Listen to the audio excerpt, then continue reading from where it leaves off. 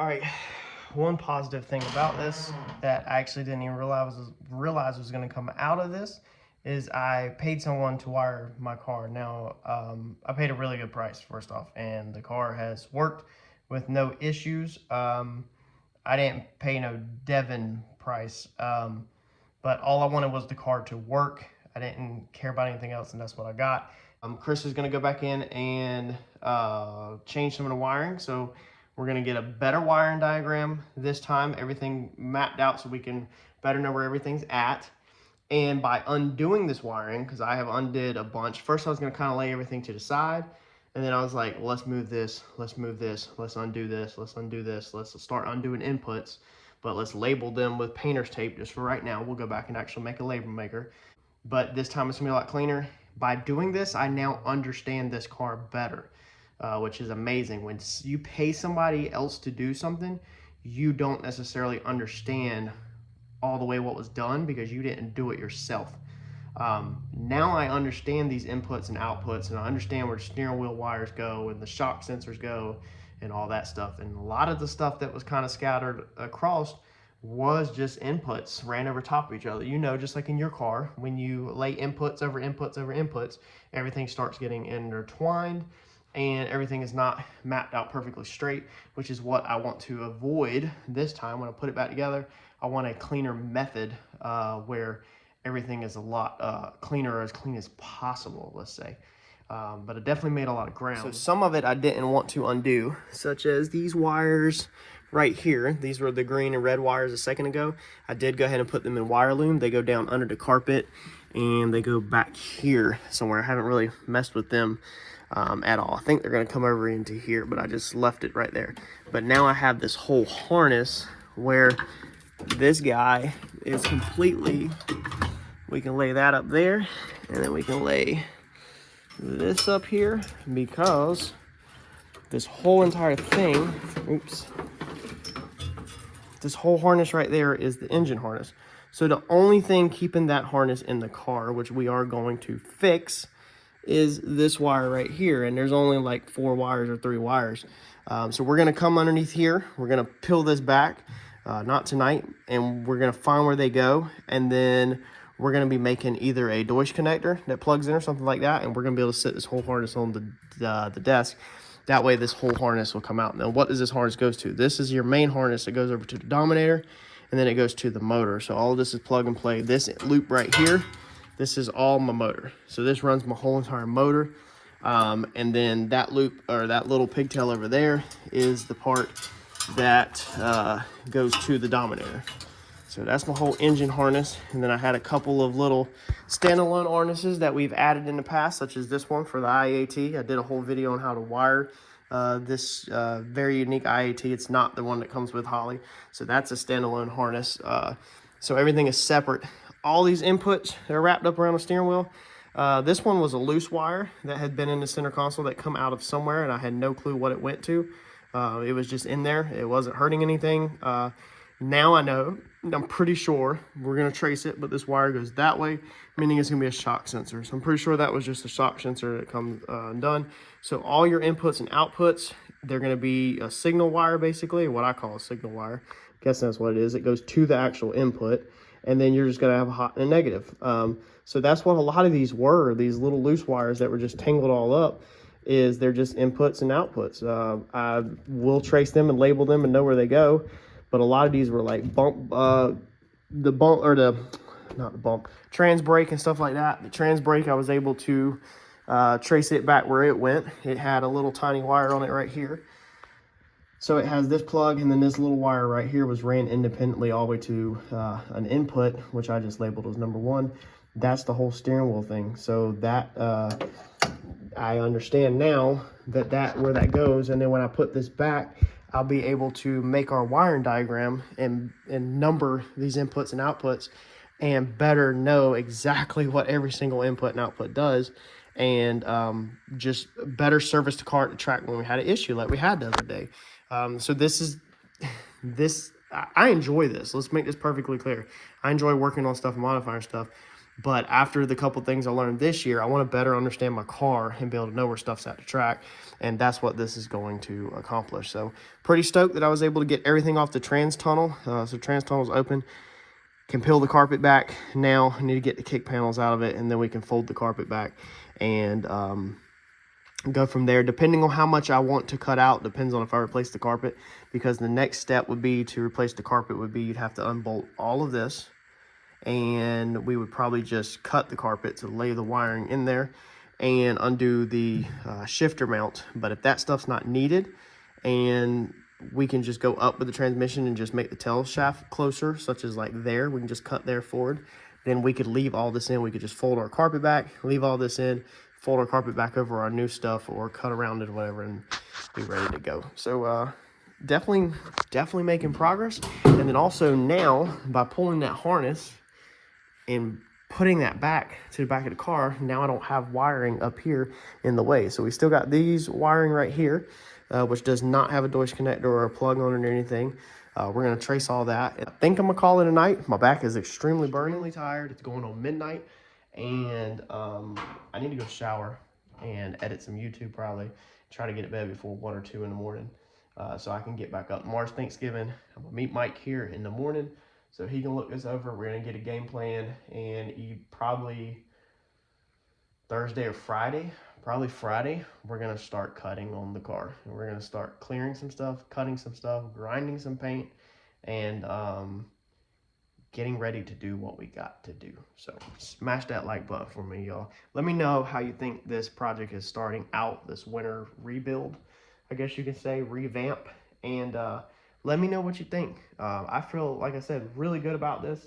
I'm going to know the car a lot better, and I'm having a chance to basically undo everything, take everything apart, and put everything back together where it's more nice and neat, where it's labeled and everything's understood, meaning more efficiency at the racetrack and meaning hopefully more success. Thanks, y'all. All right, beautiful Thanksgiving. Happy late Thanksgiving for all of y'all when you see this.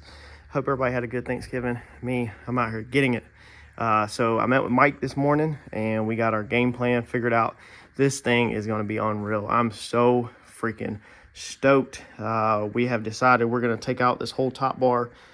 We are going to unlace with the spot welds this upper cap, and we're putting this back factory out of our red Maverick, our parts cars. We're putting the factory shock mount back in, and it'll only be like 2 inches deep. You'll see that when we do it. We'll tube all that. This bar, if you've been an OG to the channel from the beginning, you know that this bar does not tie into the cage. This is just the front shock bar. So we are cutting this off, and then we have pulled our radiator hoses out. We're going to drop our bar down. We're going to shoot through, and we're going to go ahead and tie it into the cage for safety and for strength purposes this time, since the car is getting faster. So all this is going to go, this bar will come out, it will catch the upper shock tower somehow, and it'll scoop down. We're getting rid of this upper Mustang 2 mount, completely cutting it off. We're leaving the frame rail, we're leaving the front bar, whacking it right here, and then we are switching our upper control arms over to Heim joints. So we messed with this, and I had some laying around. So we're switching these over to Heim joints. We got to thread them in a little deeper, tap them in a little deeper. They are going to be mounted up here to the frame rail, somewhere in there. Okay, somewhere like that off the tabs. That's going to give us a better ball joint angle, a better travel. We're going to cut the ends off of this. This is also going Heim joints, so it will be better on the pivots and get a bolt put back through it. And then these are going to be sleeved, so these are also going to be pulled out a little. So since we're going from back here about 2 inches forward, 2 to 3 inches forward, we're also going to pull the bottom 2 to 3 inches out. And when the whole entire car is done, that's going to put our front wheels closer to flush with the fender to make it actually look like a car where it's not so sucked in. So it should look absolutely gangster. This thing's also going to allow us to get us a lot lower. We're going to lower the car even more in the front, since we don't have headers dragging or nothing like that anymore. And then this should allow us to clear our headers coming out up here. So they'll come out like right here, and then they'll curve back in. We'll have to cut the V-band off the header and put an immediate 90 on and move the V-band, but not a problem at all. You can currently on this side see how bad the ball joint angle is at full separation. So there's full separation. That's terrible. So versus it being up here, we're moving it all the way down here. That's gonna full separation, straighten it out more. We played with that side, the full travel, and in full travel it keeps the wheel straight, so we don't have no toe in, toe out. issues or anything like that, or camber in, camber out, whatever it is. Where the tire goes like this, it should do full sweep, how we're going to do it. And you'll see when that comes. So just bear with me and trust me. All that's going heim joints, the motor and everything. So we're not going to change forward and backwards at all because of the drive shaft. We're going to X-brace the floor underneath it, put in some removable cross members, put in more chassis in the car. Basically, we're going to take this right here, unbolt this, pretty much put our bottom bolt in here, and then we will extend a plate up to here to remount the mid plate back too. So the whole transmission is moving up like 4 to 5 inches compared to what it was. So what I'm doing right now is I just mapped out the trans tunnel, cut the carpet out. I think we're going to leave the carpet out for safety purposes. I learned as I grew that the reason why Randy does not have carpet in his car is because of safety purposes, catching on fire. That's another thing to burn while you're trying to get out of the car. So it's always had me worried that I had carpet, but I like the cleanliness look. So I think we're going to come in here. We're cleaning everything up. I just cut around the mounts right now where the seats go because I don't want to undo that stuff. I don't want to have a bunch tore apart. I'd rather have the car back together and then take the seats apart, take the carpet out, put them back, clean it up, paint it and all that stuff. And I don't want to really disturb the wiring for the main power distribution area, because that's right there under the seat. That's the main everything. But we're going to come in here and cut some of this trans tunnel out and then start lifting the transmission, and we'll keep cutting until we have the clearance we need, and we're going to build a removable trans tunnel. But I'm thinking we'll probably bed line the whole inside here like we did the trunk, and then we'll probably rebrush out some of these bars that go through the floor and stuff like that. We're also, for safety, we're adding a dash bar this time. So we're going to go across, add a dash bar. We will later cut the column also and change it to a nicer spline column. Some of y'all have commented on that hexagon old school thing, so we're going to be upgrading that. Add a dash bar. John's hard hit at Texas got me thinking, you know, I'm just not required to have a dash bar. The car is certed, so it did cert without a dash bar because of the factory firewall, but I have to protect myself, nobody else. So if the car was to hit again like John's did, it could crush in, and so that's why that dash bar is important. So we're going to add the dash bar of some kind, and then we're going to cut through here, you know, like I said, on the front and type it in. So we're upgrading safety also at the same time, so the car is safer, since we do plan to go a lot faster with it. Made my marks. This side is going to get cut out a lot more, because this is the side that has all the stuff on the Turbo 400. And then this side over here, we're going to start our cut right here. So our cut's going to be right here. We're going to try to keep more factory structure in around here and basically kind of make it like a 90 removable tunnel versus a whole over tunnel. Now the tunnel that actually, or the piece that actually comes out, is probably going to end up getting cut all the way back here, but it's probably going to be removable in the front. The piece that is removable will be obviously wrapped with leather or something, or bed lined or something to make it look really good, and then everything will Zeus in and out, so it'll be really nice. Let me get the cutoff wheel out, and I'm gonna make some cuts, man, on this beautiful day, and get our clearance so we can start hopefully unhooking our transmission. All I got left is the 2 cross member bolts and the mid plate, and then we can start lifting it up, make sure it clears everything, and if it clears everything, we can put the motor back in, bolt it all together, and then the mid plate is our alignment tool. So we will bolt the motor back to the mid plate, transmission all back together, and then everything will just slide up and down this. We'll rebolt it to that, check our clearances, extend our tabs, and we'll rock and roll. So we won't have to worry about squaring up the engine, squaring up the motor, nothing. We won't have to worry about none of that because we've already got all that done. We're just going straight up. In our yoke, if you don't remember, let me show you real fast, because somebody's probably gonna comment and say if you go up, you know, the drive shaft link changes. I'm perfectly aware of that, but that's what we got sticking out right now. It's unsafe. So the rear end is a little far forward, but that's not enough. So when we go up, that should also fix this issue right here, where we have more hanging out, you know, where it's safer, so it don't freaking be pounding the guts out of the transmission and the motor. All right, so there we go with everything cut out. That is what I want right there. That is what I want, man. That's what I want. I do not want to have to fight with this transmission anymore. I want to be able to just get to it easily, not have to deal with it. Of course, everything will have to be, all the cuts cleaned up. but we're just cutting as little as possible first to get to see where we need to be, and then we will add as we need to. All right, so got some more, just taking a little by little. I want to show you what's going on with this front end though, what exactly I'm doing before I cut out both sides. First off, we'll start in here. As you can see, I have cut a lot of the trans tunnel out up front so that will clear, so that the transmission will go up. Now I estimated I need 4 to 5 inches of lift going up to the bottom of that bolt hole on the mid plate right there. So taking the bottom bolt and putting it in the top, it's like 3-ish. I got to re-drill, fix these holes. They're a little crookedish. So it's only about 3-ish, but I'm hoping that will be enough and we don't have to lift the transmission anymore, because as you can see, this is where my throttle pedal bolts into, is these 3 bolts right here. So I'm getting really, I already had to take the throttle pedal out to make the cuts. I'm getting really close to having to redo the throttle pedal if I have to come up anymore, which I hope I don't have to do. We've cut out the whole side over there. So as you can see, we've whacked it off right there, whacked the tube off and took that off over there.